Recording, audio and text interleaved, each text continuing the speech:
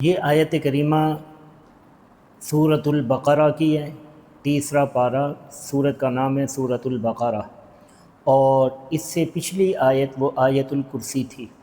تو آیت الکرسی کے بعد یہ آیت کریمہ ہے لا اکراہ فی الدین، کہ دین میں اکراہ نہیں ہے، دین میں جبر نہیں ہے۔ لا اکراہ فی الدین، دین میں زبردستی نہیں ہے۔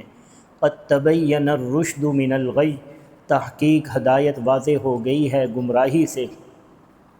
فمن یکفر بالطاغوت، جو بھی طاغوت کا، شیطان کا انکار کرے گا، ویؤمن باللہ، اور اللہ پر ایمان لائے گا، فقد استمسک بالعروۃ الوثقی، تو پس تحقیق اس نے مضبوط کڑے کو تھام لیا ہے، جس کے لیے چھوٹنا نہیں ہے، لن انفصام لہا، واللہ سمیع علیم، اور اللہ پاک سننے والے، جاننے والے ہیں۔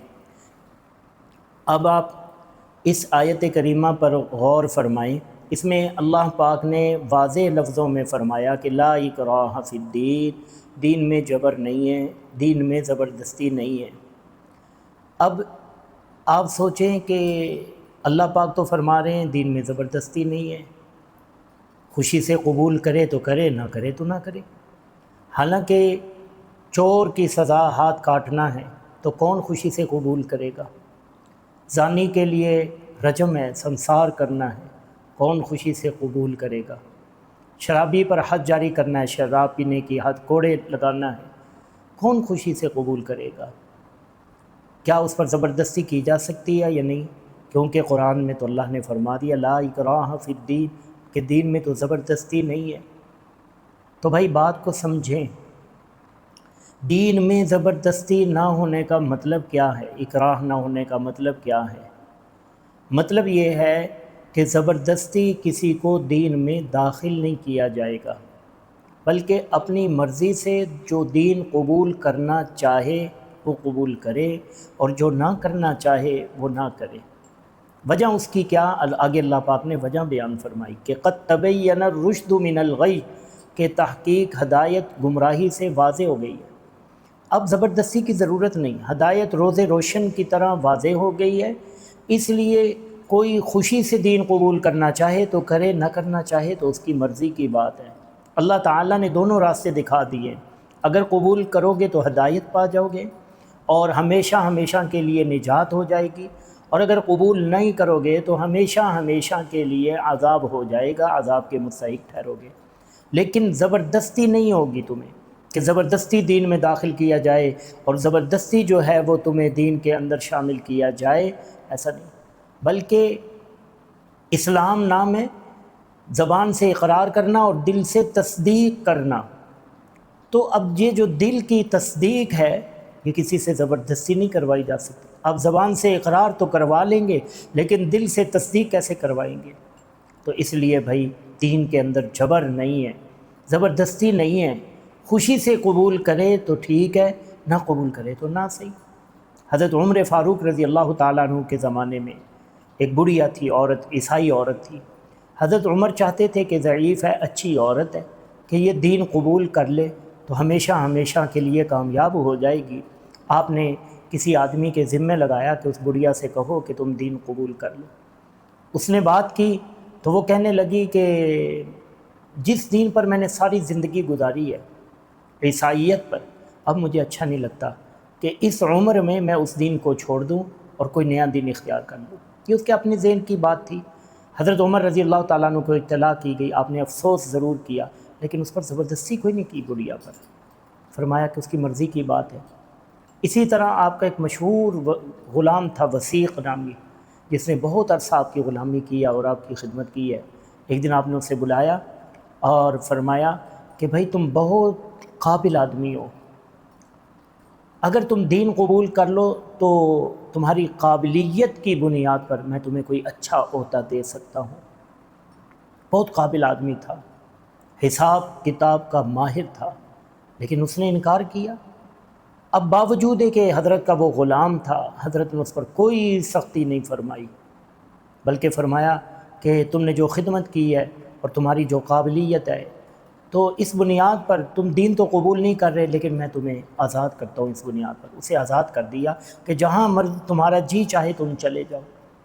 اب اگر زبردستی ہوتی دین میں تو آپ اسے ایمان کے اندر شامل کرتے، اسلام کے اندر شامل کرتے، آپ اسے زبردستی دین قبول کرواتے، لیکن لا اکراہ فی الدین قد تبین الرشد من الغی، کہ زبردستی نہیں ہے۔ اب جو لوگ سمجھتے ہیں کہ بھائی دیکھیں آپ کہہ رہے ہیں دین میں زبردستی نہیں ہے، تو پھر جہاد کیوں ہے؟ جہاد کیوں کیا جاتا ہے؟ لڑائی کیوں کی جاتی ہے؟ بھائی جہاد لوگوں کو مومن بنانے کے لیے، اسلام پھیلانے کے لیے اور لوگوں کو اسلام کے اندر داخل کرنے کے لیے نہیں ہے جہاد۔ یہ اپنی غلط فہمی دور کریں، جہاد اس مقصد کے لیے نہیں ہے، بلکہ جہاد امن قائم کرنے کے لیے ہے کہ دنیا کے اندر امن قائم کیا جائے، فتنہ فساد ختم کیا جائے اور اللہ کا نظام اللہ کی زمین پر رائج کیا جائے۔ جہاد اس مقصد کے لیے، یہی وجہ ہے کہ جہاد کے اصولوں میں سے ہے کہ سب سے پہلے اسلام پیش کیا جائے گا کہ تم اسلام قبول کر لو۔ اگر قبول کرتے ہیں تو ٹھیک ہے، بات ختم ہو گئی۔ اگر اسلام قبول نہیں کرتے تو پھر دوسری شک سامنے رکھی جائے گی کہ پھر جزیہ اور ٹیکس دو۔ اگر وہ اس چیز کو قبول کرتے ہیں تو پھر مسلمانوں کے ذمہ لازم ہو جاتا ہے کہ ان کی جان کی بھی حفاظت کریں اور ان کے مال کی بھی حفاظت کریں، اور اگر وہ اس دوسری شک کو بھی قبول نہیں کرتے تو پھر ان سے لڑائی کی جائے گی۔ جہاد امن قائم کرنے کے لیے، یہی وجہ نبی پاک صلی اللہ علیہ وسلم نے عورتوں کو، بچوں کو، بوڑھوں کو اور جو راہب لوگ ہیں ان کو قتل کرنے سے منع فرمایا، کیونکہ ان سے کوئی فساد کی توقع نہیں ہے۔ بچے کیا فساد پھیلائیں گے؟ اور جو راہب لوگ ہیں، عبادت گزار ہیں، چاہے جس بھی مذہب سے تعلق رکھنے والے ہیں، ان سے فساد کی امید نہیں ہے۔